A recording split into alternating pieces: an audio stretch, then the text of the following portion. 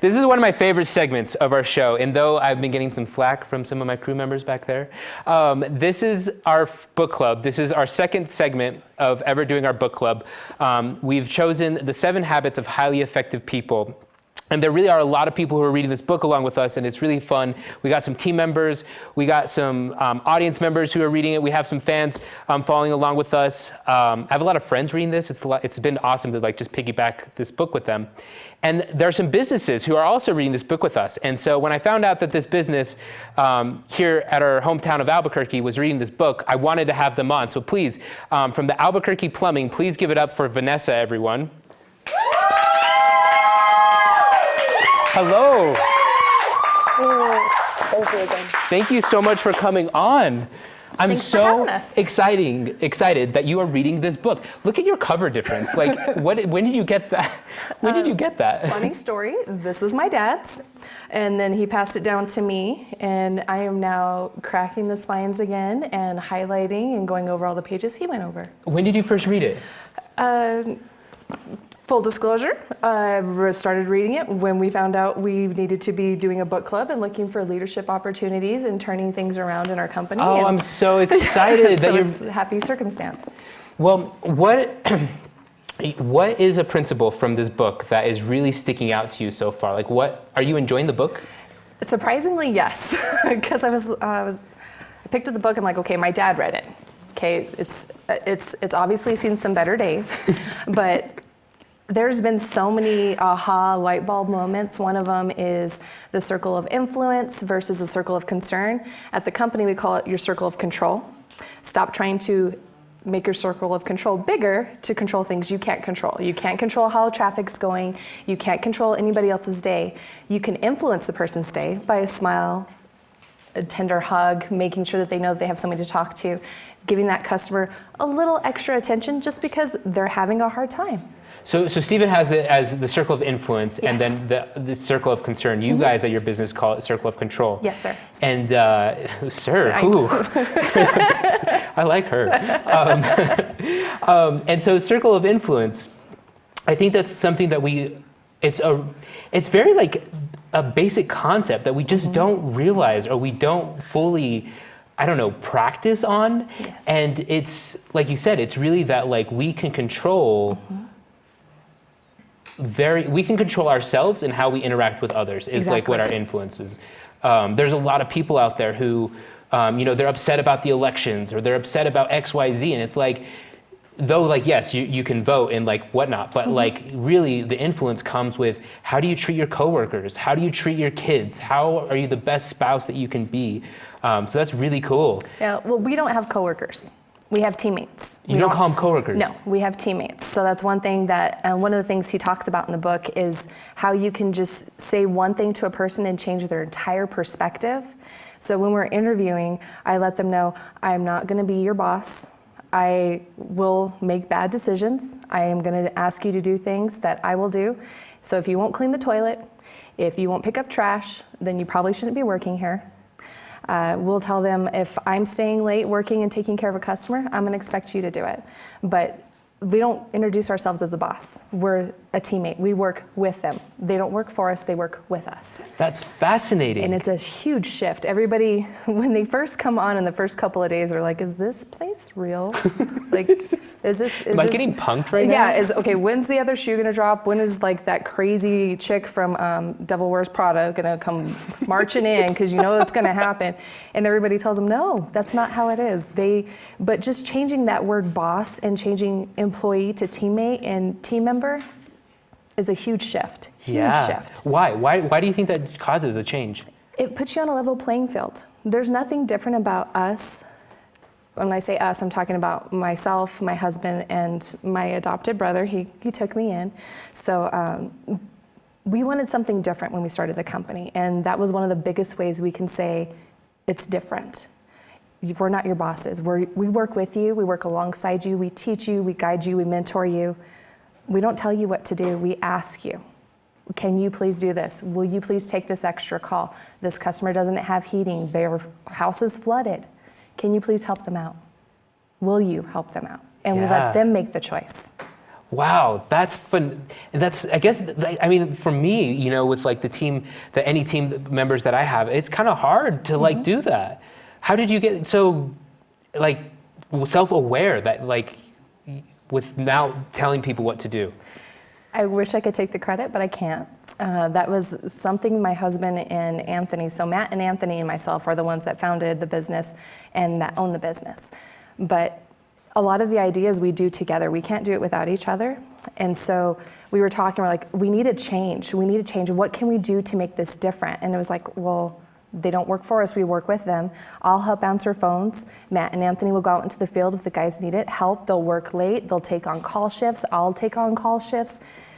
It's not so much using the words, it's putting the actions behind it. You know, making the deposits like he talks about in the book, making the deposits in their bank.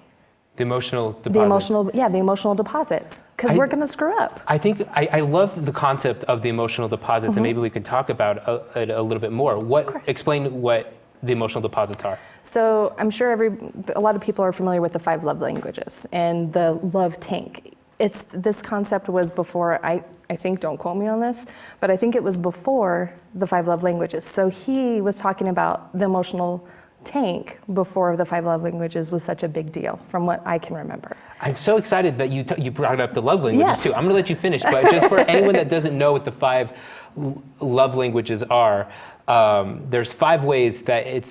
Dr. Gary Chapman is the individual who came up with it, and he talks about how there's 5 ways that people can love. You can love with gifts, words of affirmation, physical touch, quality time, and gifts. Did we say gifts? Acts of service. There we go. And acts of service. So those are the 5 ways you can love. So, sorry. No, you're back to you. So totally. with an emotional bank account. Exactly. So basically, the concept is you make deposits. So you and I sitting here talking, if I give you a compliment, or I'm noticing that, oh, you're, seem like you have a little bit of a dry mouth, I get you water. I'm constantly, so I need to drink some. I don't know, this is an example maybe, but constantly making deposits, a husband and wife, or brothers and sisters, or even your friends, you're calling and checking on them, sending them text messages, you're constantly making positive deposits, so that way when you make a mistake, you screw up, you forget to call them, you forget to check on. Because it's a withdrawal. You're withdrawing, it's just like a bank account, you're making deposits, you're making withdrawals, and if you deposit more than you withdraw, that's a good relationship. But if you're withdrawing more than you deposit, what happens to your checking account? Same thing that happens with your emotional bank account. Yeah, it's such a brilliant, and I look at, and I don't know if this is a good or bad thing, but when I look at people, I really look at them as these little emotional bank accounts of like, oh, did I over withdraw that? And do I need to put like a nice sum of whatever that is, a hug, you're doing great, or, and it has to be genuine too, though. Definitely. And so that's really cool. Well, and I can say that for sure in the short time that we've known each other, I can see that. And it's always weird when you're meeting people for the first time because you're like, is this really who they are? Are they putting on, is this their best representative? No, but you're genuine. You can feel it. You can see it in your eyes. And it's all about that connection. And it's really cool to see this and hear this, and then having team members read it and seeing, we were talking about it last night with my marketing team, and we were having a very honest and open discussion about letting go of things and moving on and just really focusing on yourself. And their eyes were filling with tears. I'm like, oh my gosh, I broke them. But I was depositing we were depositing into each other's emotional accounts last night, and it was huge. It was huge, and it's because of this book. That's a beautiful moment. Oh yeah. I wouldn't trade it for anything. So the chapter that we're reading right now is habit 1 of being proactive. What did you think of that concept? It's like he says, it's common sense, but it's not common practice. That was one of the light bulbs. I love that. So well put. That makes so much sense, because I think we've all had that moment where we're like, okay, that's just common sense. Well, doesn't mean that it's common practice. And when he says it, it's one of those things where you're like, why did I not think of that? I'm educated. I like to think, product of APS. Yeah. I know this. Why did I not think this thought before? But I wish I could go over all the aha moments, because there's so many. I love that. I love that he defines the word responsibility. Yes. That it's if you look at the word, you separate it, it's response and ability. And so it's like your ability to respond to a situation. And he talks about like proactive people, every day is a great day. As in reactive people, it's only a good day if the weather's good. If it's rainy, then they're bad. And that's, the opposite of the habit of being reactive. And so you have the ability to decide what you're going to do with this whatever this is, the emotion, this action, this circumstance, and how can you be proactive with it? And I don't know, I just think it's so brilliant. And this has been like one of the biggest books that have like changed he talks about paradigm shifting, that has shifted my paradigm in life. Again, I fail at it all the time with it's not common practice, but it's common knowledge. And it's just a habit. And it's a choice. I tell my daughters every day before they go to school, make good choices.